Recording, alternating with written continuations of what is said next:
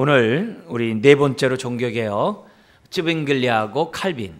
이제 칼빈에 대해서 얘기한다면 뭐 얼마나 많겠어요? 왜냐면 우리가 칼빈의 후예로서 살아가기 때문에 얼마나 많겠습니까? 근데 개략적인 것만 우리 루터와 함께 이런 종교개혁자들이 있었구나라는 개략적인 거 얘기한 다음에 나중에 기회 있을 때 좀 더 또 자세히 들어갔으면 좋겠습니다.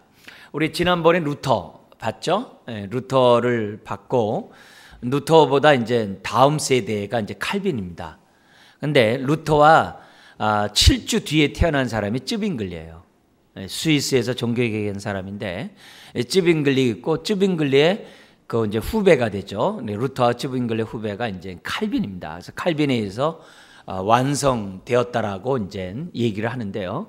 오늘 이 쯔빙글리하고 칼빈에 대한 얘기를 간단히 좀 살펴보려고 합니다. 여기 보면 쯔빙글리는 1484년 1월 1일 날, 참 어떻게 1월 1일 날 태어납니까? 그리고 1531년 10월 11일 날, 1517년에 루터가 비텐베르크 성당에다 95개조 방방문을 딱 붙였잖아요. 그러니까 1519년이니까 불과 얼마 안 돼요. 얼마 안 되는 그 시기가 뭐냐면은 이 나라들마다 특별히 이 농민들, 그 당시 농사 중심이잖아요. 이 농민들이 못 살겠다 해가지고 그 개혁을 부르짖는데 이제 전쟁을 불사하는 거죠. 그러니까 뭐 꽃갱이 들고 삽 들고 이렇게 들어가지고 영주 이 지주들과 이제 전쟁들을 농민 전쟁을 많이 벌이게 됩니다. 이제 그런 가운데 쯔빙글리가 젊은 나이에 전쟁에서 패해서 죽게 됩니다. 수장을 당하는 이제 이런 아픔이 있는 사람이 이제 쯔빙글리입니다. 여기 요 상은 뭐냐면 동상은 그 물교회 수우의 물의 교회의 앞에 있는 동상이 쯔빙글리인데요. 지금 여기 보시면 손에 뭐 들고 있는지 보이세요? 손에 한쪽에 성경 있고 한쪽에 뭐가 있어요? 칼을 들고 있어요. 한 손엔 성경을 한 손에는 칼을 이렇게 들어가지고 종교개혁을 굉장히 정치적으로 또 이렇게 어떻게 보면 이 무력에 의해서 종교개혁을 하려고 했던 사람이 쯔빙글리였다는 것을 우리는 그의 동상을 통해서 알게 되고, 그가 이제 카펠 전투에서 이제 캐톨릭 교도에 의해서 잡혀서 이제 죽음을 당하는 이제 그런 사람 종교개혁자였습니다. 다음 보면 너무 흐려서 안 나오는데 저기 뒤에 보이는 그 교회가 이 성당이 그로스민스터 성당이라 해가지고 쯔빙글리가 목회했던 그런 장소가 저 우측에 여기 이게 하나의 그 뭐냐면 그 강이거든요. 다리에서 찍은 건데 원래 이게 훤한데 지금 약해가지고 이렇게 흐리게 나왔습니다. 저쪽에서 목회를 했고 저기 요 두 군데 바로 앞에 있는 교회 하나가 있죠. 저기 교회 바로 그 앞에 아까 이렇게 쯔빙글리가 성경과 칼을 들고 있는 동상이 저 앞에 있어요. 그러니까 아직도 그쪽 지역의 스위스에서는 이 개신교회 영향권에 있는 그런 도시가 바로 이 지역입니다. 다음 보시면 쯔빙글리가 그렇게 과격하게 종교개혁을 한 이유는 다른 게 아니었어요. 그 당시에 이 스위스의 그 서민들이 이제 농민들이거든요. 이 농민들이 너무 힘든 거예요. 우리나라에도 망소의 난이 있었잖아요. 그죠? 우리 호남 지역에. 그러니까 그 당시 그런 것들, 그러니까 어느 나라나 다 그런 일들이 벌어질 때는 못 살겠다 하면 이제 그게 일어나는 거거든요. 그러니까 그런 시대적인 배경이 있었어요. 근데 그 가운데 지금은 스위스가 잘 살아요. 거기 있잖아요. 김치찌개 하나에 32유로예요. 그러니까 김치찌개 한 번 먹으려면요 4만 원 이상 내야 돼요. 물값도 3유로 내야 되거든요. 화장실 가는데도 또 0.5유로 내야 돼요. 그러니까 굉장히 비싼 동네예요. 근데 지금은 잘 살지만 옛날에는요 굉장히 못 살았던 지역이 이 스위스였어요. 그러니까 농민들이 먹고 살려면 어떻게 해야 돼요? 그 당시 많은 전쟁이 있는데 용병으로 나갈 수밖에 없는 거예요. 용병에 나가면 그래도 어느 정도 돈을 자기가 살아있으면 돈을 지금 벌어가지고 자기 가족들을 먹일 수 있었거든요. 그래가지고 스위스에 있는 많은 농민들이 온갖 전투에 다 뭐 영국 전투에도 끌려가고 프랑스 전투에도 끌려가고 교황의 전투에도 끌려가고 아주 독일 전투에도 끌려가고 너무나도 다 가는 거예요. 근데 그런 끔찍한 모습 속에 찌빙글리라는 사람이 종군 신부로 같이 참여를 해요. 그래서 전쟁의 실상을 보는 거예요. 그 당시 스위스가 얼마나 가난하고 힘들었는지 독일 작가 실러라는 사람이 그 비렐름 테리라는 그 글에 뭐가 나오냐, 우리 잘 아는 그 영주들의 그런 폭정에 못 이겨가지고 반란 일으켰다가 그 중요한 뭐냐면 자기 아들 머리 위에 사과를 놓고 화살 쏘는 장면, 어디서 많이 본 거 그런 있잖아요. 그 장면이 여기에요. 그러니까 그 당시에 얼마나 힘들었던 사회를 보여줬는지를 보여주는 게 이 비렐름 테리라는 그런 거거든요. 근데 찌빙글리가 종군 신부로 전쟁에 참여하다 보니까 보통 이 비참한 그 모습이 아니에요. 스위스 사람들이. 그런 모습. 그래서 그런 것들이 찌빙글리 마음속에서 굉장히 이렇게 쌓여 있었어요. 그러다가 아까 이 그로스민스터라는 이 교회에 와가지고서 이제 설교를 하는데, 설교를 하면서 이 찌빙글리가 어거스틴의 영향을 많이 받아요. 이제 그 당시 이제 인문주의자들의 어떤 그런 것도 영향도 받고 막 이랬습니다만, 특별히 어거스틴에 대한 영향을 많이 받아가지고 이 사람이 뭐냐면 성경을 파기 시작해요. 그리고 설교 시간에 뭐냐면 성경을 강해하는 그런 목회 사역을 이제 하게 됩니다. 그러니까 성경을 하다 보니까 어떻게 해야 돼요? 캐톨릭이 성경과 너무 멀리 떨어져 있다는 것 갖다가 몸소 이제 깨닫게 되는 거죠. 깨닫게 되는 거죠. 그리고 그 당시에 많은 사제들이 전쟁이 벌어질 때마다 용병을 자기네들이 이렇게 모아가지고 커미션을 먹고 있었어요.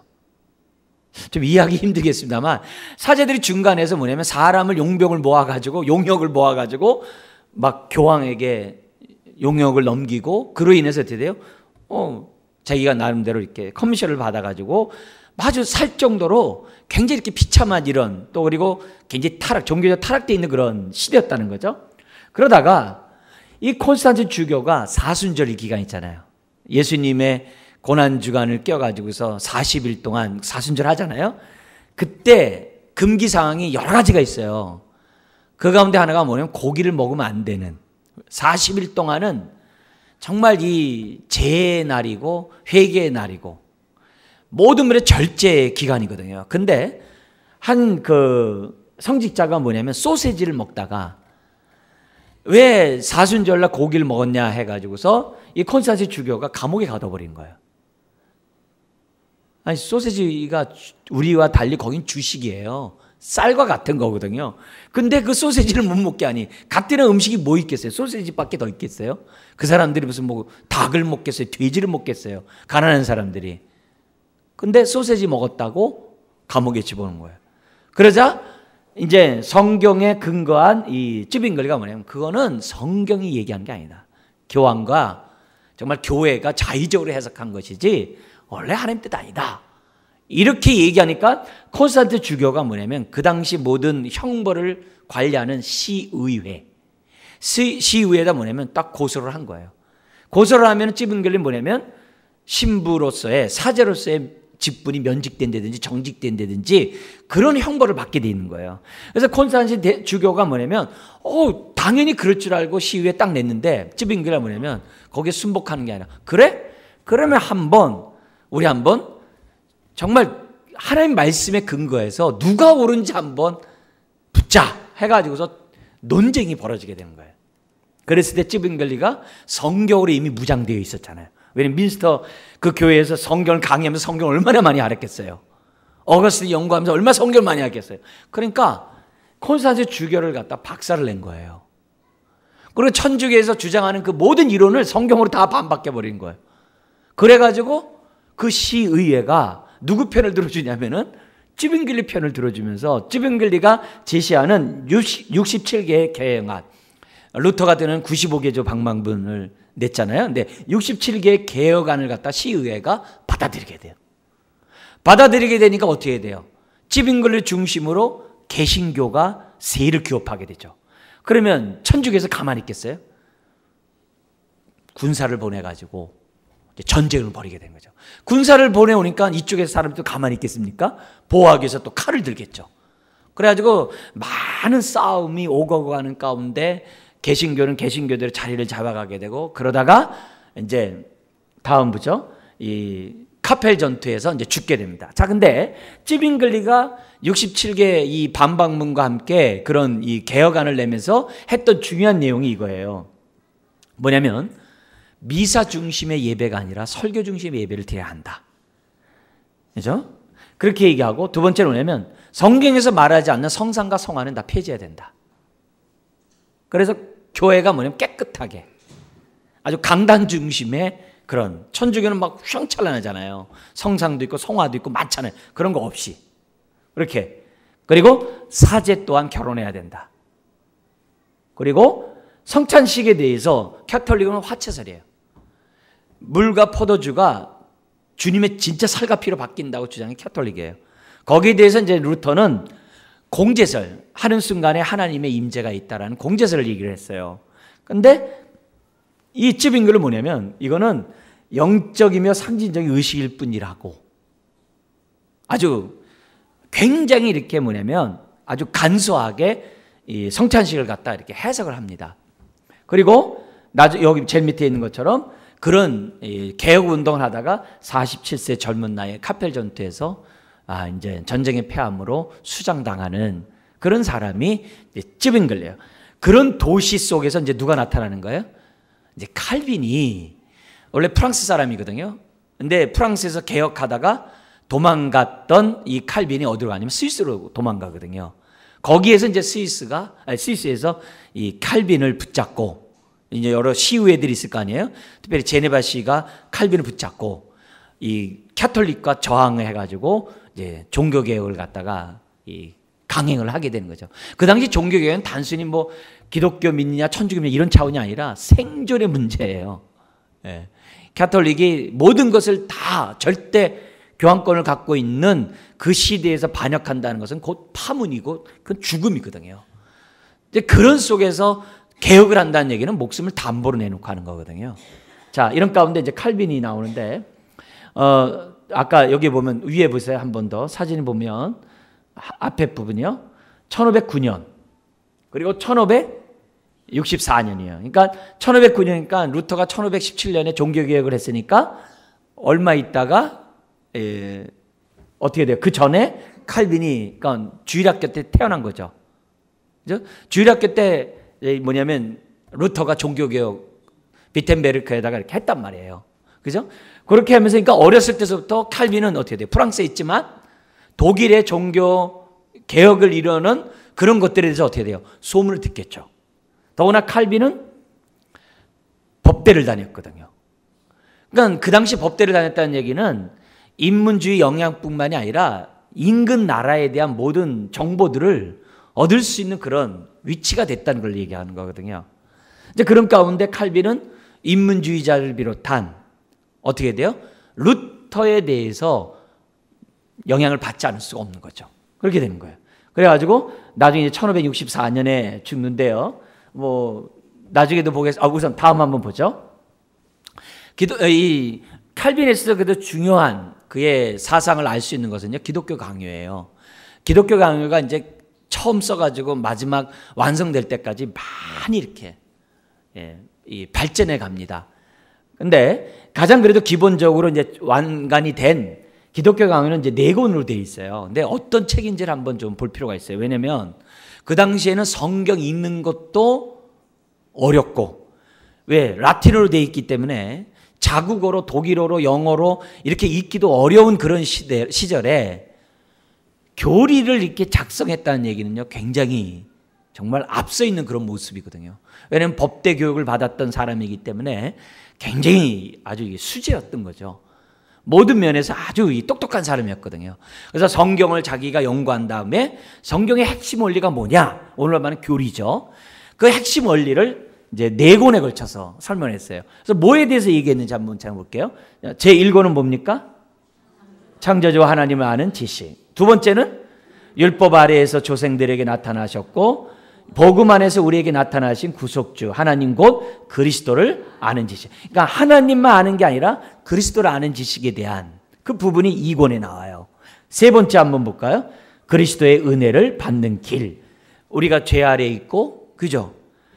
인간의 죄론에 관한 이 부분들을, 인간론에 관한 부분들을 이제 3권에서 많이 강조를 해요. 그리고 4권, 구원받은 자들이 모여서 신앙생활하는 곳이 어디예요? 교회잖아요. 그래서 교회가 뭐냐에 대한 성경 권이 4번째 권이에요. 한번 읽어볼까요? 하나님께서 우리를 그리스도의 교회에 들이셔서 그 속에서 지키시는 외적 수단 혹은 목표, 이렇게 하면서 이제 성화, 그러니까 성례식, 우리 세례와 성찬 이런 분들을 다 뭐냐면 4권에서 교회론에 관해서 이제 기록을 한 거예요. 그러니까 굉장히 오래전이, 어떻게 보면 칼빈이 이렇게 어떻게 하나님에 대한 지식, 정말 이렇게 그리스도에 관한 지식, 인간에 관한 지식, 또 교회, 그러면서 이제 성령론도 나오거든요. 그런 것들을 어떻게 저렇게 정리할 수 있었는가? 그러니까 보통 뛰어난 사람이 아니라는 것을 우리가 알 수 있습니다. 그래서 제가 기독교 강요도 수요일날 2년간 강의를 했어요. 근데 수요일 안 나오신 분들은 도대체 모르시겠습니다만, 다 옛날에 했던 것들이 우리 동영상으로 다 이렇게 또 테이프로 다 돼 있기 때문에 한번 여러분들 보시면서 어떤 내용들이 있는지 주목해 보시면 좀 좋을 것 같아요. 자, 다음 보시죠. 이게 뭐냐면 목사가 아니에요. 지금은 우리로 얘기한다면 뭐라고 해야 되나요? 여관? 지금을 말하면 어떤 이렇게 모텔? 이런 식으로 사람들이 이 안에 들어가서 이렇게 숙소로 쓰여집니다. 근데 한때는 문 옆에 뭐냐면 존 칼빈이 여기서 있었다는 목사관이었어요. 여기서 기거했다라고 하는 그 폐가 집 앞에 있어요. 그래서 거기서 한 50m 우측으로 올라가면, 다음 보죠. 칼빈이 마지막 이제 설교했던 그 교회 겉모습이에요. 벌써 보면 아시다시피 캐톨릭하고 교회가 외형제 다르죠. 캐톨릭 보면 고딕 양식으로 이렇게 뾰족뾰족 해가지고 많은 걸 이렇게 형상화해 놨잖아요. 왜 고딕으로 해놨냐면 하나님께 가까이 가기 위한 신앙의 표현이 고딕 양식에 이렇게 뾰족뾰족하게 있는 그런 식인데, 그러면서 온갖 것들을 많이 해놨어요. 근데 굉장히 간단하죠. 그죠? 굉장히 간단하게 칼빈이 했던 이런 교회였고, 다음 보죠. 그리고 이 칼빈의 묘 앞에 있는 묘비예요. 묘비가 요만한데 한 요 정도 되는데 굉장히 이렇게 아주 옆에 다른 묘지와 별 다를 바가 없어요. 네. 그리고 다음 보죠. 여기 보면 이제 제가 그 뒤에 서 있어요. 네. 네. 여기 아까 여기는 요 묘비고 요렇게 돼 있어요. 요게 묘지인데 아니 앞에 보시면 요 묘지인데 그냥 여러 사람들 속에서 그냥 있는 거예요. 나중에 이제 이렇게 이제 철망으로 이렇게 꾸며놨을 뿐이지 굉장히 심플해요. 왜냐면 이 칼빈의 유언에 따라서 이렇게 해놨어요. 다음 보죠. 그리고 칼빈이 이 종교개혁을 하면서 어떤 생각 속의 종교개혁이냐면, 이 종교개혁이 단지 교회만의 개혁이 아니라 정치나 사회나 문화나 모든 영역에서의 개혁을 꿈꿨던 사람이 이 칼빈의 특징이에요. 루터만 해도 캐톨릭을 개혁하려고 그랬어요. 근데 칼빈은 캐톨릭 개혁하는 이런 차원이 아니라 새로운 나라, 새로운 세상을 갖다 이루려고 했던 것이 칼빈의 개혁이에요. 그래서 이런 것들을 효과적으로 하기 위해서 가장 좋은 수단이 뭐예요? 후학양성이잖아요. 그래서 후학양성을 하기 위해서 칼빈이 제네바 대학을 세워놔요. 그리고 이 제네바 대학은 루터의 비텐베르크 대학 같이 굉장히 그 당시 유럽에서 유명한 학교가 돼요. 그리고 여기서 배운 사람들이 영국, 프랑스, 독일, 네덜란드 이런 지역으로 가가지고 그 나라에 가서 칼빈과 같은 이 개혁 정신으로 세상을 바꾸려고 했던 많은 제자들이 이 대학에서 이제 나오게 됩니다. 그러니까 굉장히 이제 아주 이 대학 생활이 마치 수동 같은 생활이었다고 그래요. 새벽 예배, 그리고 이 대학 자체가 또 뭐냐면 말씀, 읽기와 암송 이런 것들을 대학에서 아주 굉장히 철저히 시켰다고 합니다. 그래서 신앙으로 무장시켜가지고 그 젊은 후학도들이 나라에 가가지고 하는 거죠. 예를 들면 위클리프가 영국에서 대학을 영국 대학에서 하나님 말씀을 가르칠 때 그때 학생이 누가였냐면 체코 보헤미안에 있는 한 그 학생이 거기 그 체코의 학생들이 유학으로 와요. 왜냐면 체코에 있는 그 여왕이 거기 영국과 결혼해가지고 여왕이 되거든요. 그래가지고 그 나라 사람들을 갖다 영국 사람들이 많이 받아들여가지고 그 대학에 올 수 있도록 혜택을 줍니다. 그때 수학했던 사람이 누구예요? 얀 후스거든요. 존 후스거든요. 체코 그 프라하에 보면 그 동상 있잖아요. 그래서 그 위클리프한테 교육받았던 사람이 체코를 종교개혁하거든요. 100년 전에. 루터 100년 전에. 마찬가지 칼빈에 의해서 세웠던 이 제네바를 중심으로 유럽 전역에 후학들이 생겨가지고 나중에 어떻게 돼요? 칼빈의 후예들이 생겨나게 하는 그 산파 역할을 한 게 제네바 대학이에요. 그리고 다음 보면 칼빈과 함께 이 종교개혁에 힘을 쏟았던 이 개혁자 4인의 이 동상이 제네바에 있어요. 아주 한쪽 면 전체를 돼 있는데 누구냐면 우리 이름이라도 한번 읽어볼까요? 시작. 칼빈, 파렐, 베자, 낙스. 스코틀랜드의 존 낙스 있잖아요. 칼빈과 함께 종교개혁했던 이제 인물입니다. 그래서 거기에 대한 동상을 해놓고 사람들이 이제 기리고 있죠. 그 정신을 이제 기르고 있는 것이 현실입니다. 다음도 보죠. 자, 여기서 칼빈이 이렇게 개혁자의 길을 이렇게 뛰어들게 된 배경이 있어요. 아까 쯔빙글리는 뭐예요? 종군 신부로서 자기가 어떻게 돼요? 스위스 사람의 그 비참한 현실을 자기가 실제 경험하잖아요. 그래가지고 막 용봉으로 팔려가는 걸 갖다가 사실 쯔빙글리가 막 막아요. 그리고 그 중간에 어떤 이렇게 커미션 먹는 그 사제들을 힐난에 비난해요. 그러면서 그걸로 끝나는 게 아니라 쯔빙글리가 뭐냐면 시계 산업이라든지 그 당시 이렇게 좀 더 발전된 그 산업을 갖다가 이렇게 장려했던 사람이 쯔빙글리였어요. 그러니까 쯔빙글리의 종교개혁에 나오게 된 그 배경이 굉장히 삶의 현장에서 나왔는데 칼빈은 왜 그렇게 나왔냐면은 칼빈은 법대 공부를 했다 그랬잖아요. 그리고 칼빈의 아버지가 교회 재정을 관리하는 사람이었어요. 그러니까 굉장히 뭐냐면 그 교회가 어떤 교회냐면 교황이 나올 정도로 유명한 성당이었어요. 그러니까 거기서 재물을 맡는다는 얘기는 보통 높은 그 신분을 갖고 있는 사람이 아닙니다. 그래서 부유한 가정에 태어나가지고 칼빈은 어려서부터 교육을 잘 받아요. 그리고 라틴어 학교에서 수학을 하면서 라틴어에 아주 능통한 사람으로 자라게 되고 또 아버지의 뜻에 따라서 되게 법대를 가요. 근데 아버지가 돌아가자마자 신학교를 가요. 그래서 급변한 어떤 신앙의 어떤 체험이 있는 건 아니에요. 근데 칼빈의 특징은 뭐냐면 루터와 달리 루터는 벼락치는 날 살려주면 내가 수사가 되겠습니다 이렇게 했잖아요. 칼빈은 그게 아니라 하나님 말씀을 연구하고 알아가는 가운데 자연스럽게 신학길로 가요. 신학자의 길로 가요. 그게 이제 칼빈의 다른 모습이에요. 우리도 그렇잖아요. 어떤 사람은 하나님을 그냥 갑자기 만나서 확 바뀐 사람이 있는 반면에 어떤 사람은 그냥 이슬비에 옷 젖듯이 되게 점점 주르하는 지식 속에 자라가면서 변한 사람들이 있잖아요. 그렇게 서로 다르단 말이에요. 근데 칼빈이 자기 동료 니콜라스 콥이라는 사람이 파리에서 그 당시 우리나라 서울대겠죠. 그 파리 대학의 학장으로 서울대학교 청장으로 이제 임명이 되는 거예요. 그러면 수락하는 그 연설을 처음 청중들 앞에서 이제 설교를 해야 될 거 아닙니까? 우리나라 대통령도 설교문을 갖다가 그 문서를 누구한테 부탁했듯이 이 니콜라스 콥이 뭐냐면 그 당시 똑똑한 이 칼빈한테 뭐냐면 이 연설문을 좀 써주면 좋겠다. 근데 거기서 칼빈이 어떤 글을 쓰느냐? 그 당시 카톨릭의 부패와 이게 개혁되지 않으면 안 되는 그 사상을 갖다가 니콜라스 콥의 연설문에서 그걸 해버린 거예요.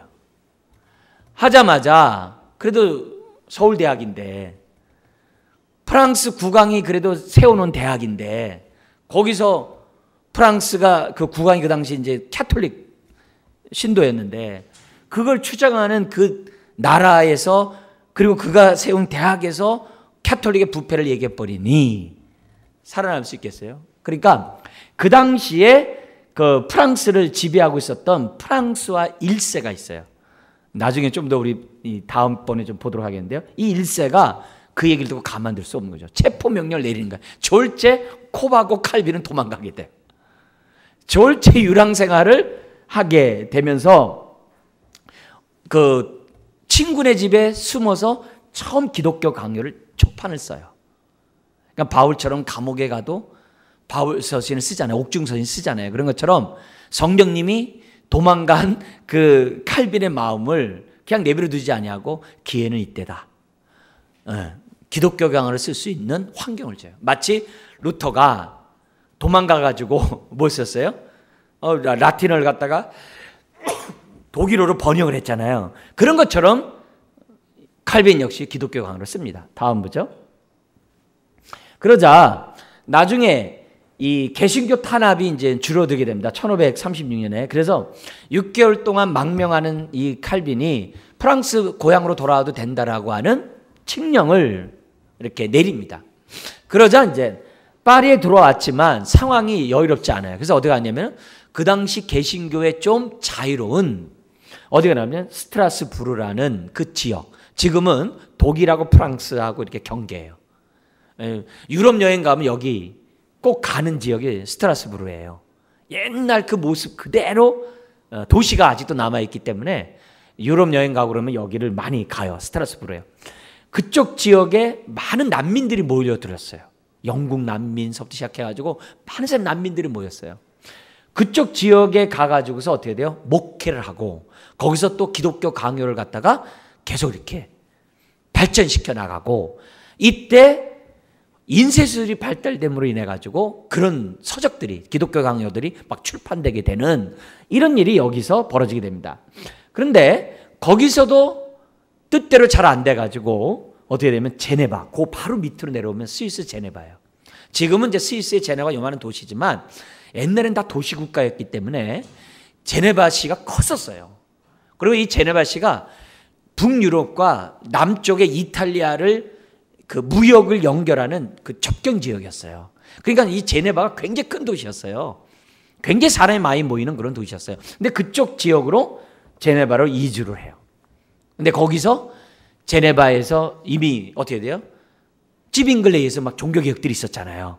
그래서 그 종교개혁에 힘이 편승해가지고 칼빈이 종교개혁을 하려고 하는데 일반 시민들이 거부를 해가지고 추방시킵니다. 그래가지고 또다시 어떻게 돼요? 칼빈은 어떻게 돼요? 유랑 생활을 하게 되다가 이제 스트라스부르로 다시 이제 가겠죠? 이제 그런 지역을 가서 다니다가 나중에 어떻게 돼요? 나중에 보니까 이 제네바시가 어느 순간에 찌빙갈했던 사람에서 개신교도들이 많이 힘을 합쳤는데 캐톨릭이 들어와가지고 또 난장판을 만들어 놓는 거예요. 그러니까 제네바시에 이래서는 안 되겠다.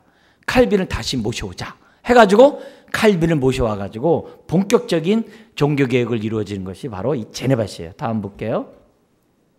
근데 이 제네바는 종교개혁하면서 어떻게 제네바시를 다스리려면요. 신정정치로 다스리려고 했다는 거예요. 그래서 어느 정도 했냐면은 제네바시 전체가 하나님 나라 백성처럼 살아야 된다는 거예요.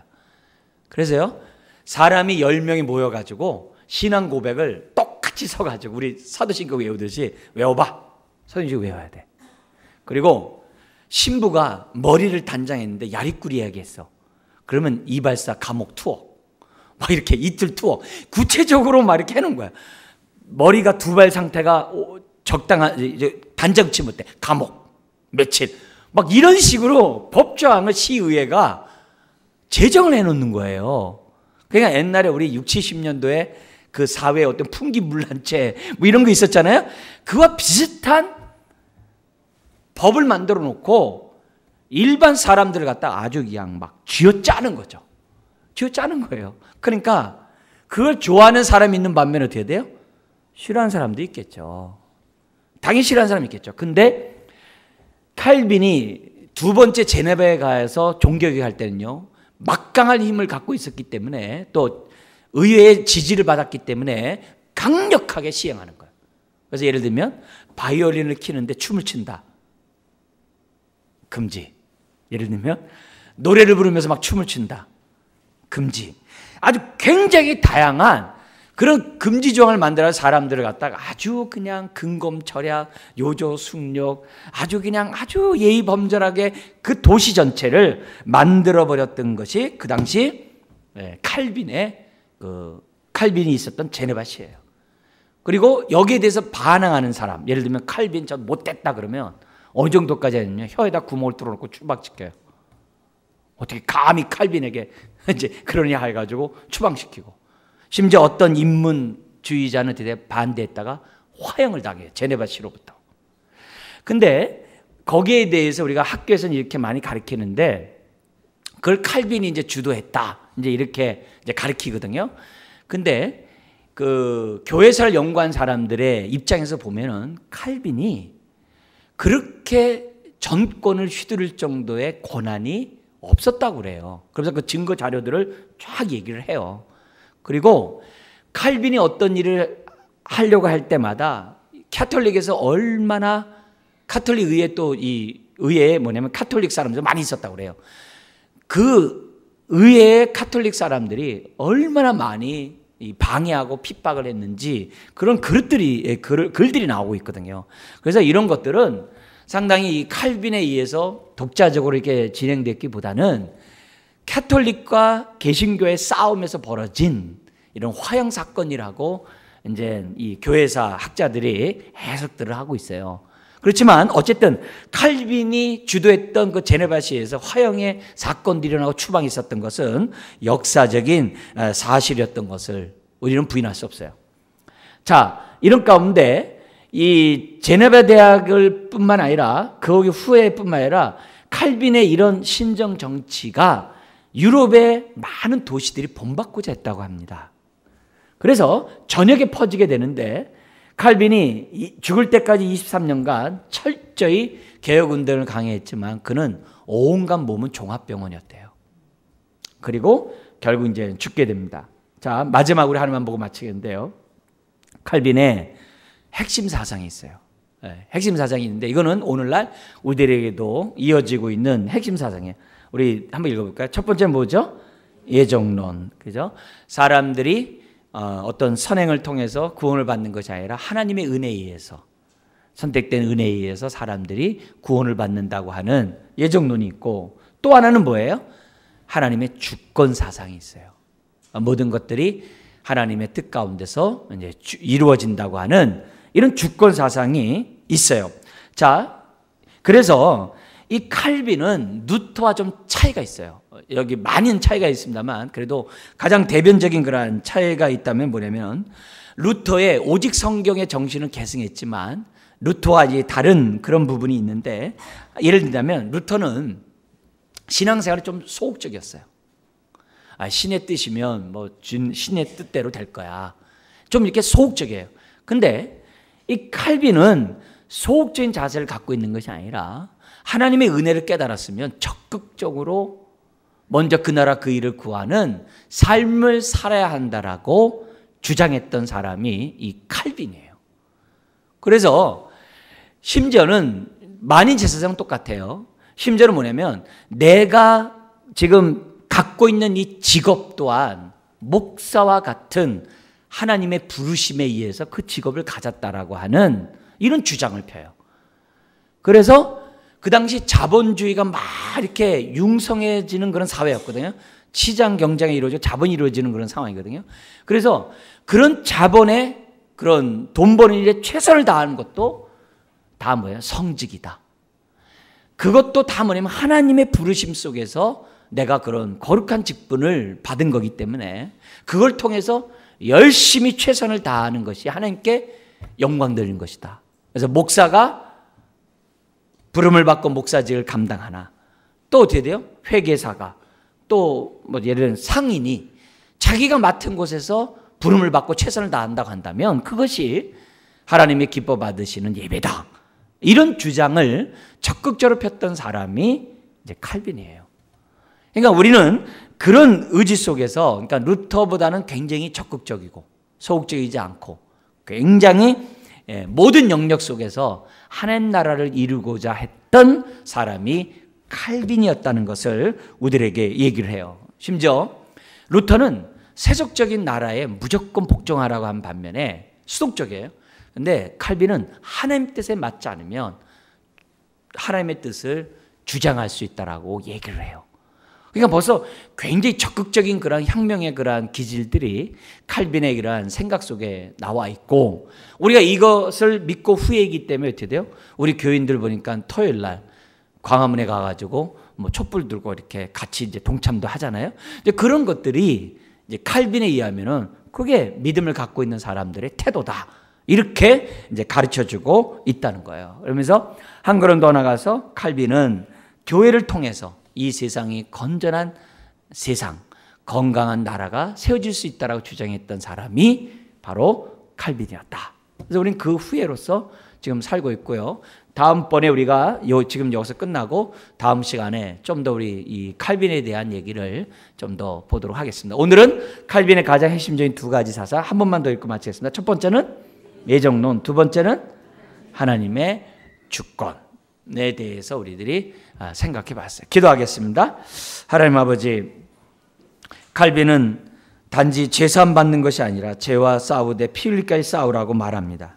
칼빈은 그리스도의 몸의 한 지체로